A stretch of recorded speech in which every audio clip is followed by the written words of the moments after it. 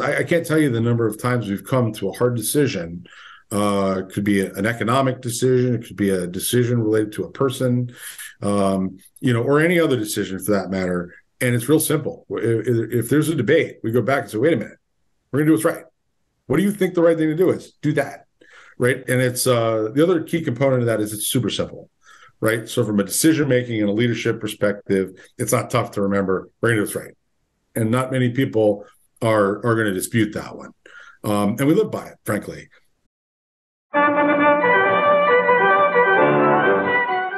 Welcome to the Attraction Pros podcast, where we discuss the latest trends and challenges facing the attractions industry today. We chat with some of the top leaders in the field and provide resources that will help develop your career in this great industry. I am Josh Liebman. I am obsessed with the guest experience and helping attractions make that their top priority for success. And I'm Matt Heller. I am passionate about organizational effectiveness, leadership development, and employee engagement. Now sit upright, hold on tight, and get ready for the Attraction Pros podcast. Calling all thrill makers, fun creators, and attraction pros. Get ready for the ride of a lifetime at IAAPA Expo 2023, the global attractions industry's premier event. Join us in Orlando, November 13th to the 17th for a week of learning, networking, and exploring trends and new technologies. Discover innovative solutions for growth that will supercharge your business and enhance your career.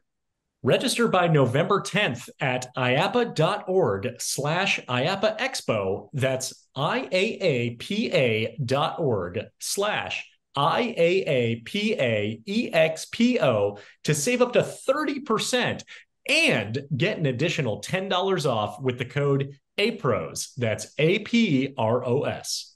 We'll be there, and we hope to see you too. Hey, Josh, how are you? Hey, Matt, I'm doing great. How are you? I am fantastic. Good. And I have a question for you. Yes, and?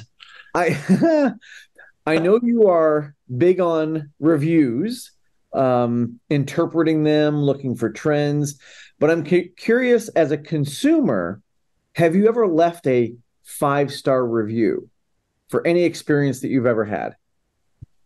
I would say I'm going to sound like the Dos Equis guy right now. I don't leave reviews very often, but when I do, it is usually because it's a 5-star review. Tell me more.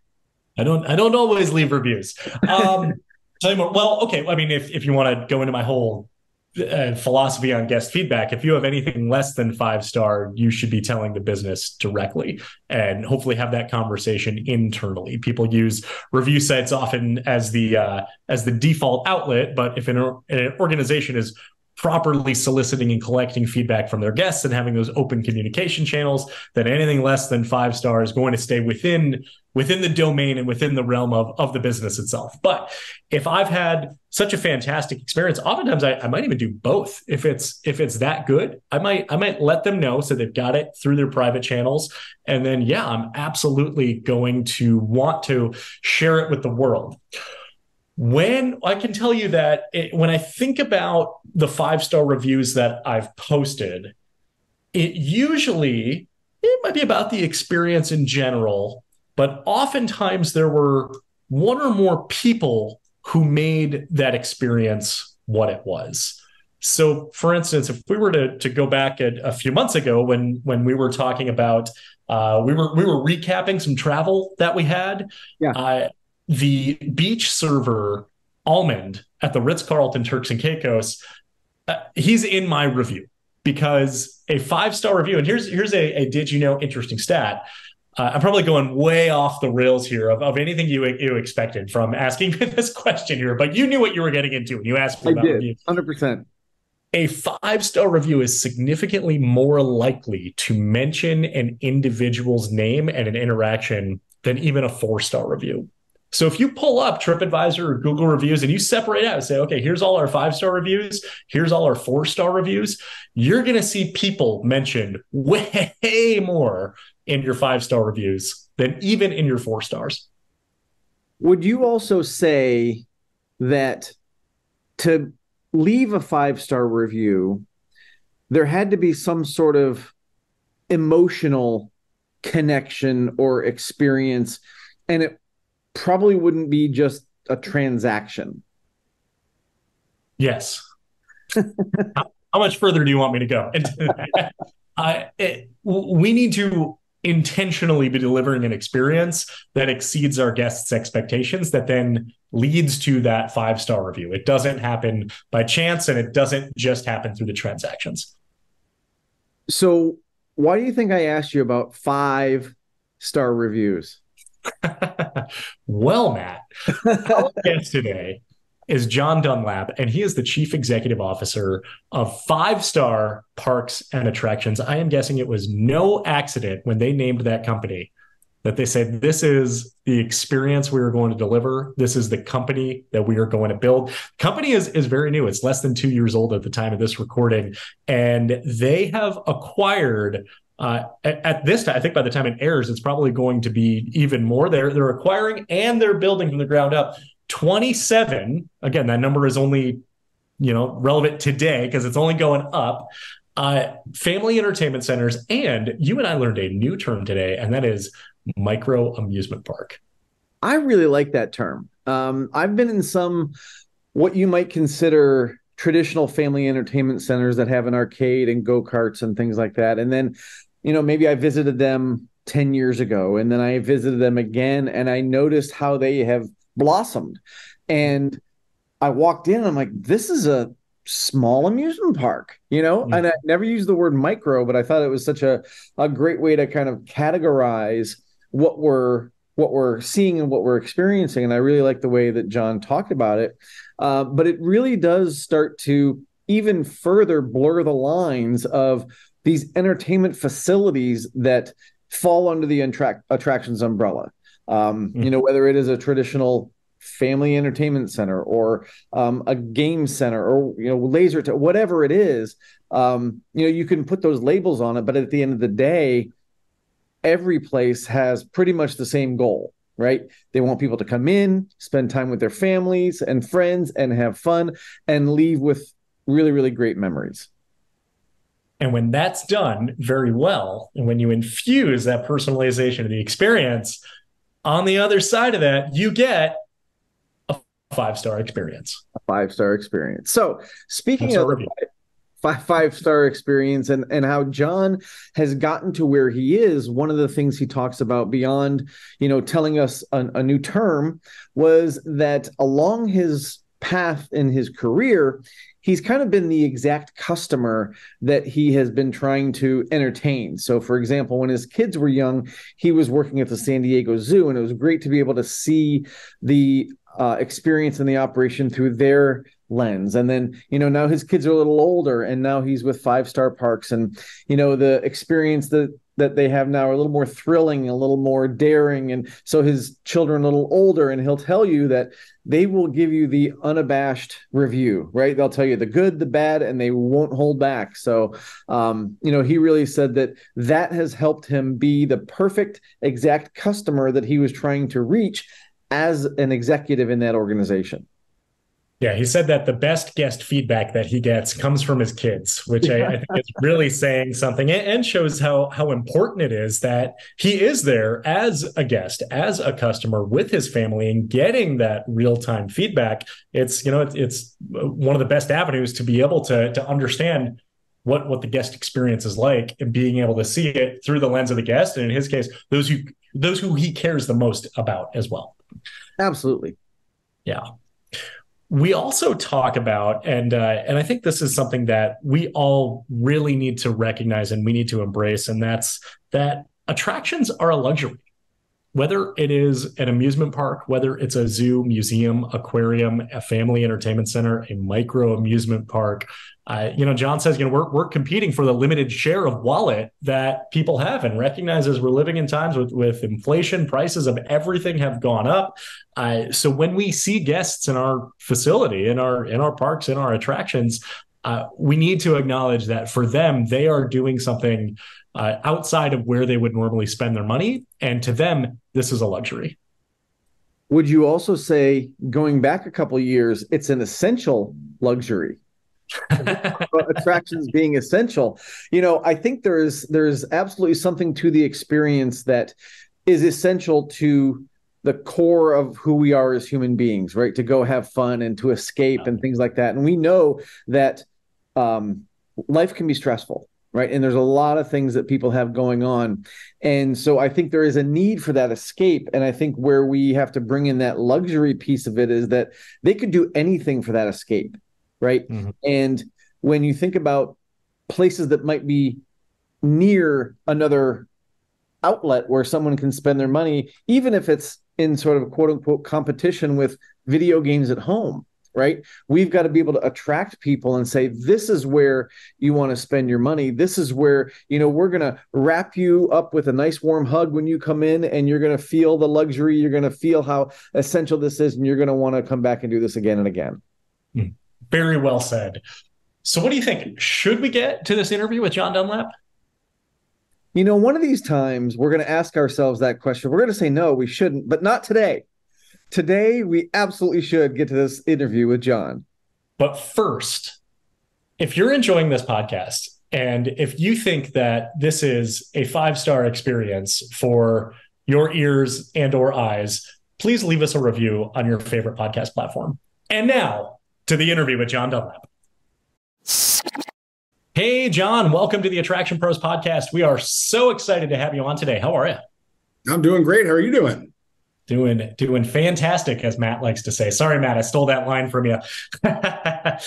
John, as we kick this off here, tell us a little bit about your background and your career. You bet. Well, first of all, thanks again for having me on. I have been in the attractions and hospitality business my entire life.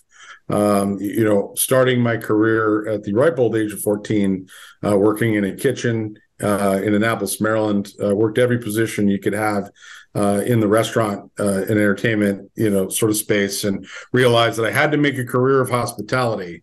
Though my first foray after college, I actually owned a travel and event management company, mostly specializing on the college vacation market. And so I did that all throughout college, and then ultimately exited that business.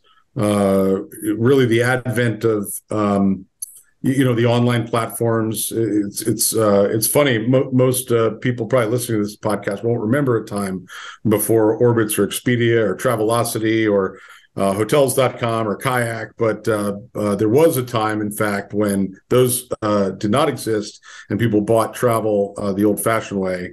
And I had a great run in and around the travel business.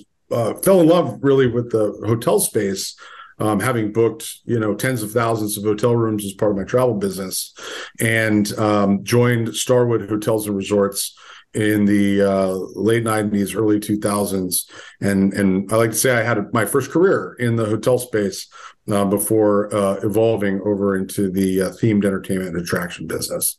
I worked in Atlanta, Bahamas, Kansas City, and San Francisco in the hotel business with Starwood Hotels and Resorts. And then ultimately went back to business school, and out of business school got called by a recruiter to tell me about this opportunity at the San Diego Zoo as executive director. It was I still remember that call where I told the recruiter, my closet, I wouldn't even know what to wear to the zoo. My closet is all either blue suits or gray suits, and either white shirts or blue shirts. And I'm not sure how I would be able to even put together a polo shirt outfit if that was necessary. But kidding aside, after months of interviewing back and forth, I was hired as the executive director of the San Diego Zoo, and thus my attractions life was born. And boy, I've never looked back. What a wonderful industry. The attractions business, the theme park business, the zoo business, the aquarium business, just about every aspect I've had an opportunity to touch at this point in my career. And I'm madly in love with what we do, and happy to talk about it. And so, John, can you bring us up to the present with what you're doing right now? You bet. So presently I am CEO of 5-Star Parks and Attractions. We are a micro-amusement park owner, operator, Presently, we own 27 family entertainment centers and micro-amusement parks in 13 states. So there's a lot of, in the attractions industry, if you kind of break it down by segment, there's a lot that are, I would say, very well defined, kind of like zoo, museum, aquarium. You know what each of those are. When you get into the kind of the FEC, the family entertainment center space, there tends to be a lot more gray area. And you just brought in the term micro amusement park. And that, I've got to imagine, is probably one of the newer terms that maybe the industry is using. Can you add some definition to that? Say, what's a micro amusement park and how does that differentiate from an FEC? Yeah, that's a really good question. The whole industry in and of itself, from amusement park or family entertainment center, if you Google both those terms, they both come up, right? So they're fairly indistinguishable. I think the present day understood definition would be a theme park would be gated for the most part, and a family entertainment center would not be gated. And then you have and when I say gated, I don't mean like physically the gate, but a ticketed, pay a ticket for admission style of attraction.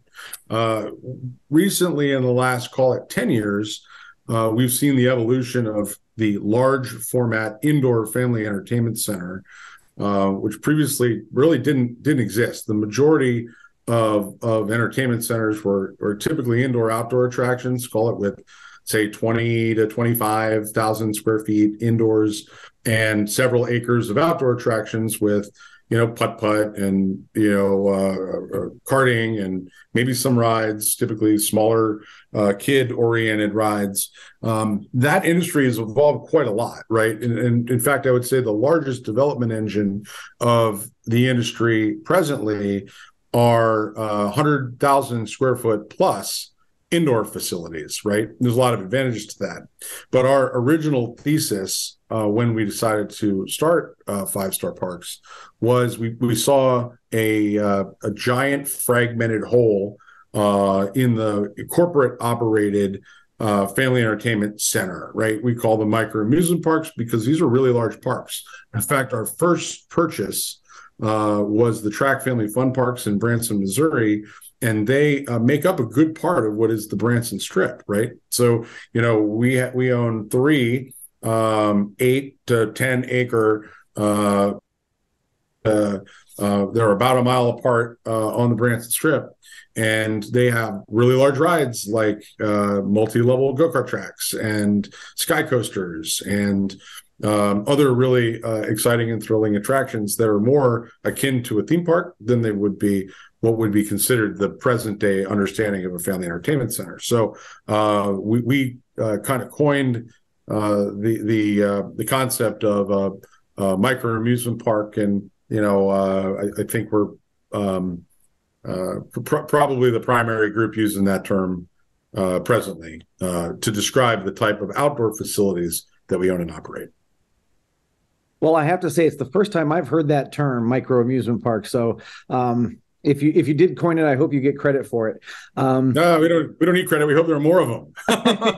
More the merrier. There you go. Well, speaking of the more the merrier, you mentioned you have 27 locations, and I've got to imagine that they've all got their own personality, their own footprint, and that type of thing. So, how do you have sort of that 5-star feel, or maybe the question is, what is the 5-star feel that you've kind of used to bring all them together? Well, our sort of general ethos as we exist to inspire people of all ages to escape and play together. So the ways that happens based upon the attraction makeup, or whether they're indoor, whether they're outdoor, the geographic location, or whether our guests are on vacation, or whether or not they're local and joining us for a birthday party or a corporate group.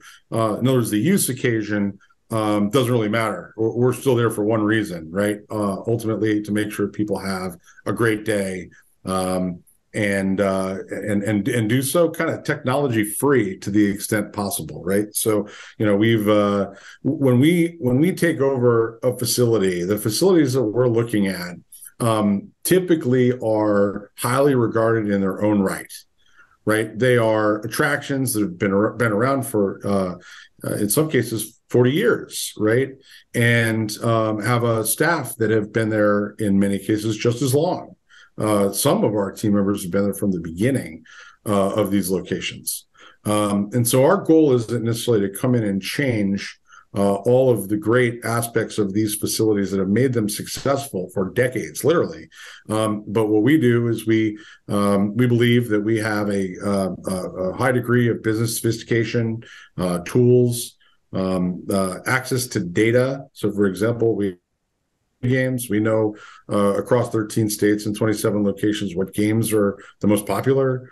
Whether or not certain games need to be stuffed with plush or stuffed with ticket rings or priced at a certain level, or certain limited time offers. LTOs work particularly well in certain markets. So really what we're doing is we're coming in and providing tools to a management team, which in almost every location, frankly, has entirely come with us in the sale of these assets.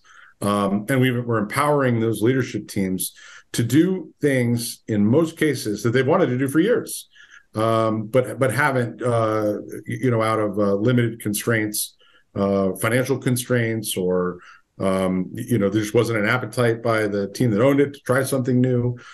So that's a long way of saying that we really invest in people and teams and existing businesses, and are quite happy to allow and encourage the individuality of our parks, not really try to jam everything into an existing mold, if that makes sense.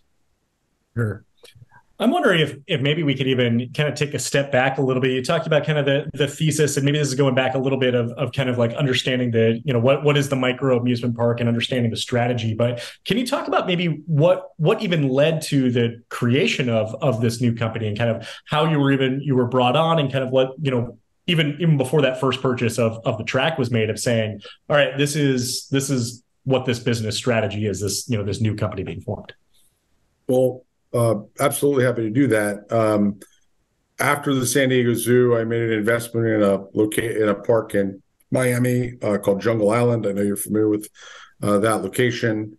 And that was a 20-acre park. So as you can imagine, moving from a 120-acre park at the San Diego Zoo and a 1,700-acre park at our Safari Park location to a 20-acre park really required a different strategy in terms of the variety of attractions and how you can compel visitors to come and visit your park. After sort of leaving I sold out of that business to a private equity group, and spent a stint at SeaWorld as the president of the West Coast business of SeaWorld, and I realized, boy, I really missed my roots in the smaller, more entrepreneurial parks. Obviously, it's a very large organization and a wonderful organization at SeaWorld, but I really missed being able to have an impact and ultimately grow the business. So that led me to an introduction to our original financial sponsors, Fruition Private Equity, and they'd been looking at the space for quite a while. In that, as I mentioned earlier, it's quite fragmented, meaning that most of the modern family entertainment centers have been started by an individual entrepreneur, owned and operated for many years. Sometimes they've traded, sometimes they've not. But this is a perfect scenario for private equity investment, right? Private equity investment says, how do we, essentially buy a high quality platform company and build out a management team and use that management expertise to be able to improve performance, to acquire and then improve performance of other assets in the space.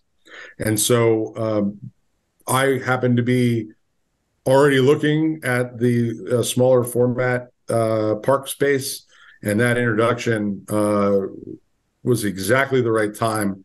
Within weeks of meeting up with these guys and realizing that we both saw the industry the same way, we had a passion about the attraction space. We decided to put our talents together, and we, like I said before, we initially looked at mostly the vacation destinations. We were looking at Myrtle Beach, we were looking at Pigeon Forge, Branson, the Gulf Coast, mostly vacation destinations. And then our thinking evolved as we sort of got into our first 10 to 15 acquisitions. But we realized that the indoor space was a great hedge. But ultimately, that's what led us, is the just general opportunity, not a lot of corporate competition by guys like us operating in the space. And we felt like we could add a lot of value. All of our sort of general founding team members have a lot of experience in the attractions business in the larger format, as I mentioned. So, we felt like we could take what we've learned in the big theme park business and apply it in this segment. It's worked out really nicely for us so far. Awesome, John. I'm wondering if we can expand on some of those things that you learned, because you've been in hospitality for a long time, but in different segments, right? Hotels and tourism, even back to your first job in the kitchen. So I'm wondering about some of the lessons that you've learned over the years that you still kind of hold dear and have become part of your leadership philosophy. That's I've been really fortunate that I've been in each of these segments at a time where I was the exact customer, right? So when I was in hotels, one thing that I realized is that, going to a hotel when I was a kid was quite a luxury experience, right? We didn't go to, I remember, the very first time I ever stayed in a hotel that you went to the rooms from the inside, right? So it was quite a big deal. And so when I had the opportunity to work in the hotel world, I remember what it was like to walk in and see things that were done poorly, right?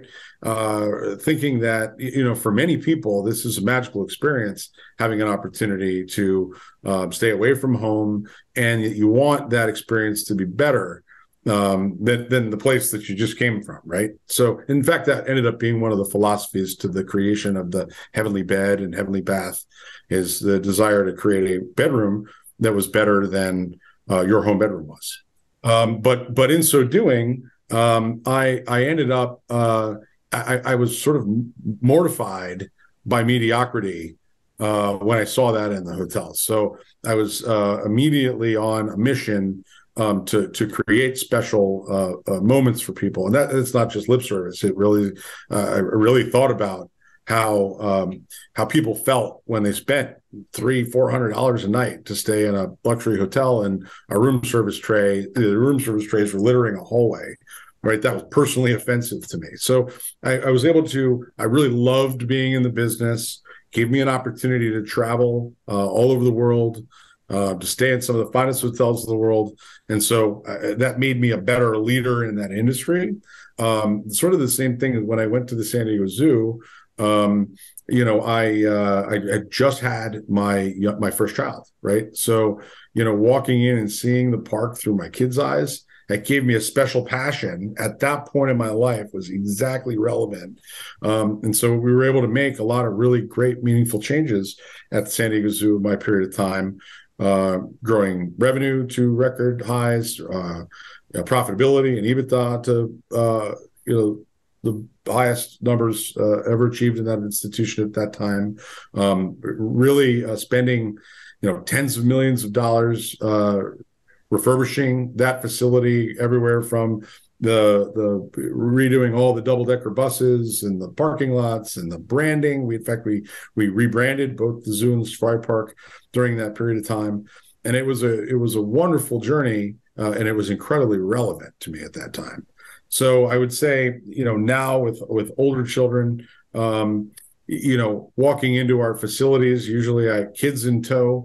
I get most of my best feedback. No, you won't want to hear that, Josh, but most of my best customer feedback from my kids, right? They will tell you right away, and they do not pull punches, trust me, all the good and the bad about your facility. So I would happen to say that right now, it's exactly the right time for me in this business, creating memories for kids just like mine, and we're doing it at a pretty deep clip. So I think, coming full circle on that answer, I think the most important thing I've learned in my career is that do something that matters to you, right? And if you do it in a way that's not just a job, it's really not, not to be cliche, but it's really not work, right? It's a passion project. I've never felt like I've traded time for money in that regard. I've always felt like the work I was doing was really important, because it was important to me. Thank you so much for sharing all that. It's really, really fascinating and very inspiring too. I am curious with all of that, how do you take all of those lessons and that mindset and that mentality and really infuse it to everything, maybe on a day-to-day basis, and really spreading that message throughout the entire team down to the frontline staff at every single one of the five-star parks? I mean, boy, I could tell you, I wish I had an opportunity to share stories with everybody that worked with us, the thousands of people that sort of bring the hospitality to life in our facilities. It's a tough thing to do, but we do focus on communication as a core strategy. It's sort of generally two things, right? When creating a culture, from our perspective, it has to do with being able to center all your activities around a core set of principles, right? So I would say for us, our core values and core principles are integrity. We do what's right. Accountability. We embrace individual ownership and act with a sense of urgency. Teamwork. We do our part and support each other to achieve our goals. Safety. We ensure our parks are safe and secure for all our guests and employees. Service. We provide exceptional service to our team, guests, and communities. Inclusiveness, we embrace diversity and inclusion. And performance, we win by driving results. So, and that again is not just core values written on a sheet of paper. We begin all of our strategic planning sessions with a deep review of, are these the right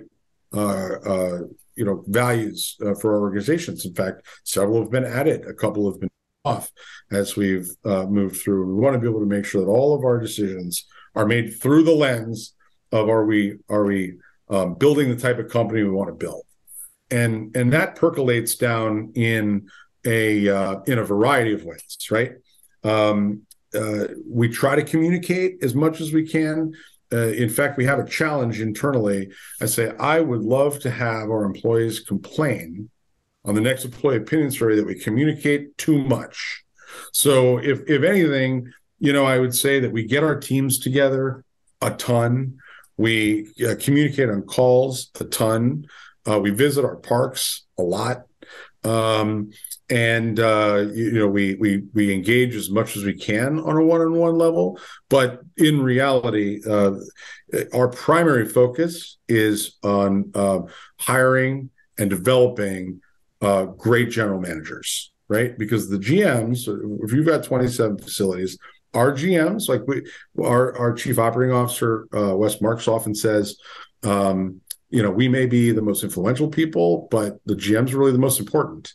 If we hire and support the general manager level and make that a massive priority for us, those are the teams that are interacting with our teams on site and ultimately our guests. So a significant focus on how we communicate to, how we incentivize, how and the types of people we hire at the GM level and at the store management level. And we also we empower that group to make decisions and try to be able to provide whatever tools and resources and reporting and everything we possibly can, because we really do hire great people and we trust them to run their businesses. John, I'm wondering if we could dive a little deeper into those principles, and maybe not so much the principles themselves, but how you got there. Because I think one of the really interesting and important things that you said was that you've added some over the course of time, which to me means that they're a part of a living document, right? And I think a lot of times people will put those values out there, and they'll put them on a poster and they'll put them on a wallet card and kind of forget about them sometimes. And they never review them, or they never bring them to life. So I'm curious what that process was like and how you continue that process to kind of refine and hone those principles that you live by. That's a great question. I mean, it came from our very first strategy session. So we use a one-page strategic plan. For those listening, you won't be able to see it, but we use a single one-page strategic plan, and that strategic plan lays out our 5-year big, hairy, audacious goal from a growth perspective, our core values and culture, what we believe to be the strengths and weaknesses of our business, the opportunities, the typical SWOT analysis, our goals for the year, our key priorities and strategies. Well, I say that not just because we created a document, but this document then accompanies every major meeting that we have. So we're updating it, we're sending it out, and we review this document to be able to make sure we're on track with our growth plan, with our people plan, with our guest services plan, with our capital plan. All of those are accompanied by this single sort of general guiding principle. So, getting the core values on that page, is essentially a North Star that brings us back to, are we doing the right things, right? Consistently in the regard of all those things. Now, we did sit down in a strategy session with our leadership team, and we brainstormed, because again, we're only a couple of years old, but our mission, vision, values, as many companies do, but we spent a lot of time, probably a full day, trying to say, what is the lens through which we will be viewing all of our actions? And those were the ones that percolated to the top. And, we've developed new definitions in some case, but things like integrity, that's an easy one, right? We're going to do what's right, quite simply. And many, many times, I can't tell you the number of times we've come to a hard decision. It could be an economic decision. It could be a decision related to a person, or any other decision for that matter. And it's real simple. If there's a debate, we go back and say, wait a minute, we're going to do what's right. What do you think the right thing to do is? Do that, right? And it's the other key component of that is it's super simple, right? So from a decision-making and a leadership perspective, it's not tough to remember, we're going to do what's right. And not many people are going to dispute that one. And we live by it, frankly. Safety. You cannot compromise safety. Someone gets hurt in one of our facilities, it's a game ender, not only from a business perspective, but it's not what we're here to do, right? We're here to make sure that people are, having clean, safe fun, and that they walk away with wonderful memories. And getting hurt, that's not a part of that set of objectives. So, I'm not sure if I answered your question entirely, but most of these were really obvious to us. Many where we felt like there might be a gap. I think most recent example was performance. It's like great to run a great company, but if you're not growing the business and improving the business that you own and operate, well, it's a good hobby, but not a great business. So we went back and refined our definition around performance recently, and I'm sure it will continue to evolve as our culture sort of unveils itself. I read the book Scaling Up a few years ago. Sounds like you're following that plan to a T, at least. I remember the one-page strategic plan and all of that, and the way that the core values and the way that the meetings are aligned. What have been some of the challenges of this, very rapid growth of just 27 parks in less than 2 years, and just in scaling in general?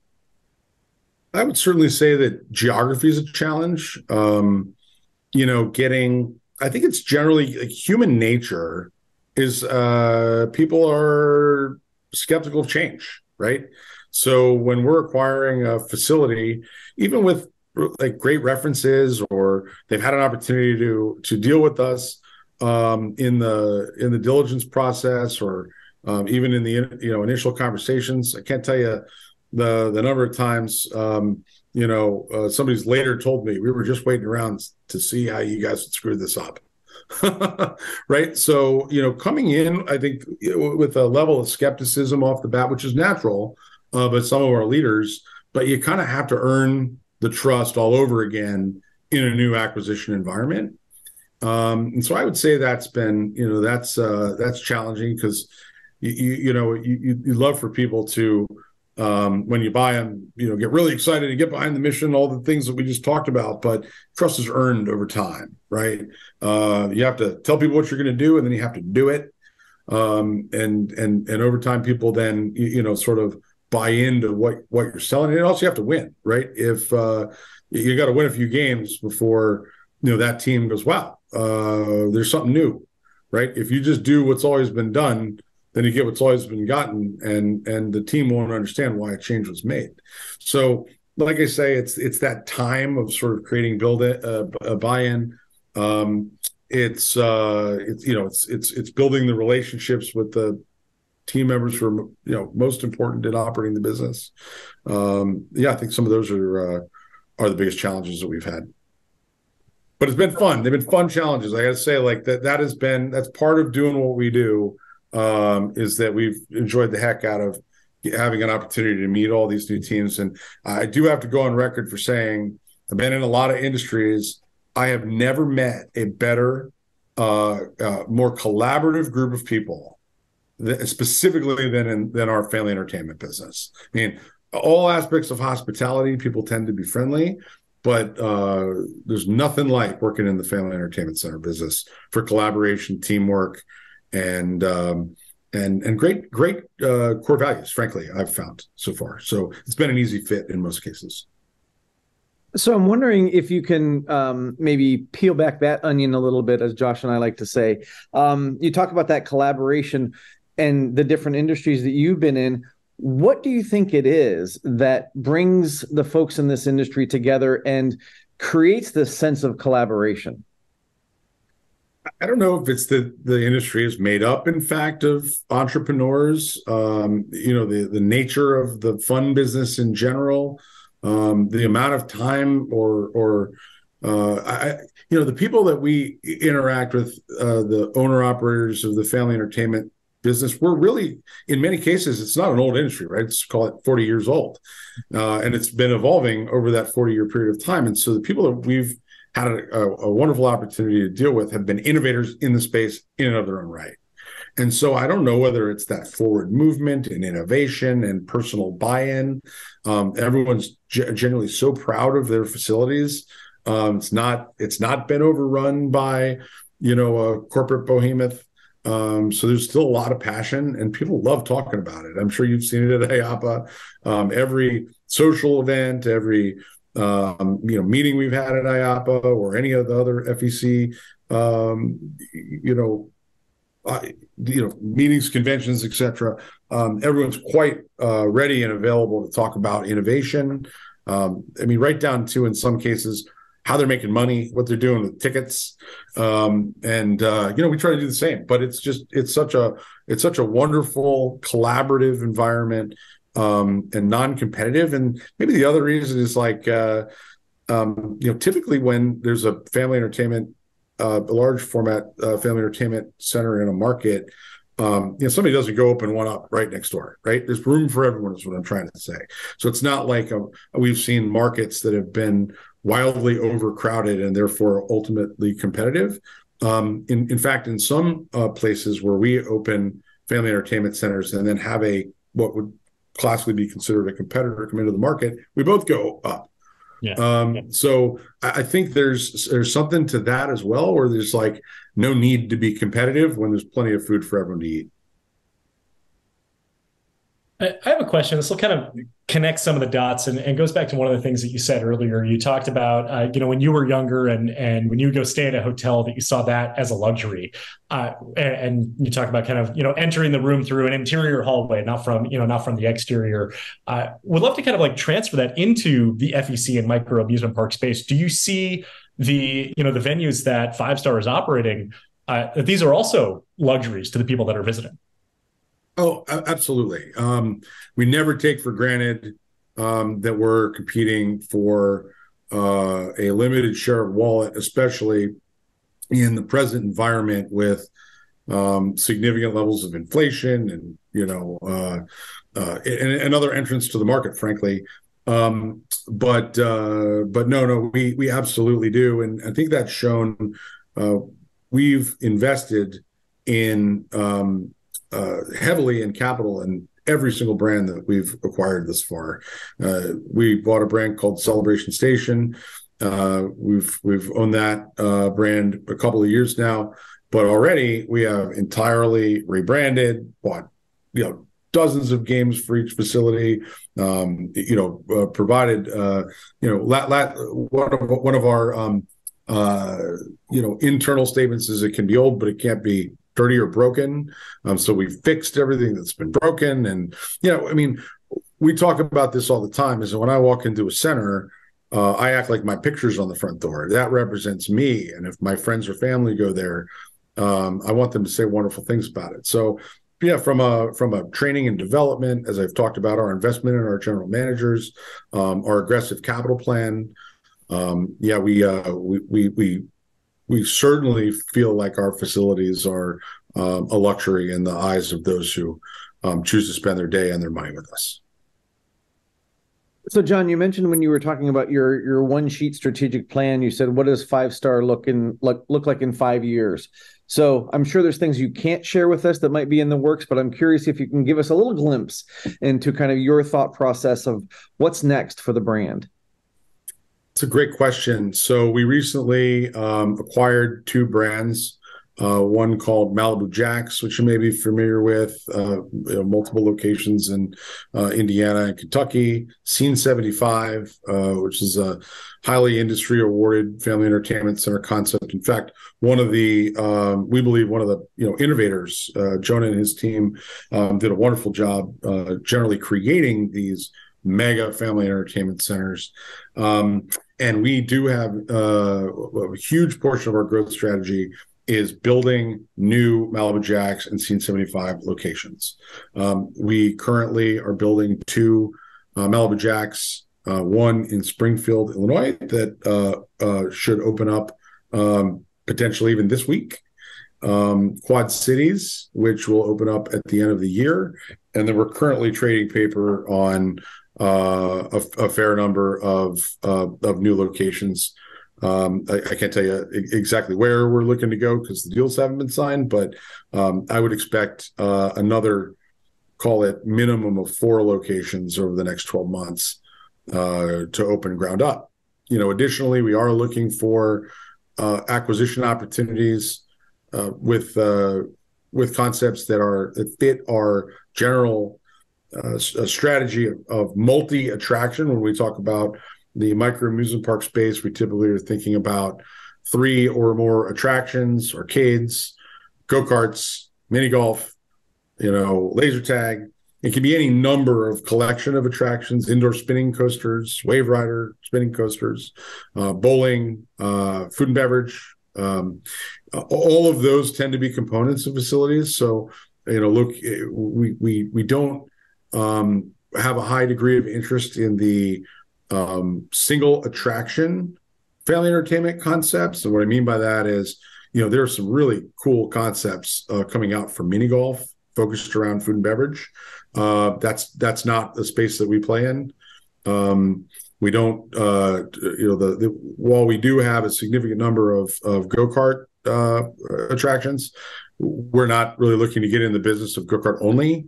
So again, that's how we think about our space. But those high quality family entertainment centers that fit that model, we definitely are interested in conversations to continue to potentially team up with what we're doing at 5-star. And then obviously none of that's possible if we don't do a good job of improving our existing base, right? So we have a massive focus on enhancing our existing business, adding new rides and attractions, enhancing the food and beverage, and all the things that go along with elevating the business experience to a 5-star level across our existing portfolio of properties. John, this has been such a fascinating conversation, and we only have a couple of minutes left here of our time together. But we are curious, if you weren't in this industry, and by this industry, I'm just going to call it hospitality, to include hotels, zoos, attractions, micro amusement parks, all of that. What do you think? We got like the whole industry. What do we do? Exactly. Hospitality or attractions. What do you think you'd be doing if you weren't in this business? That's a great question. I mean, I am personally driven by businesses that make better people's lives, right? Whether it's through I like to see people enjoying the fruit of our labors. So, I'm not sure. Pretty much that encompasses the entire industry of hospitality. So it's tough to say that I wouldn't be doing anything, but I would definitely have to be doing something in pursuit of making people's lives more enjoyable. That and the education. I am beyond passionate about the development of people. Hospitality at its core is a people business, right? And your guest experience will never exceed that of your employee experience. So we spent a ton of time really thinking about ways to be able to make our team members feel like part of what we're trying to do and what we're trying to develop.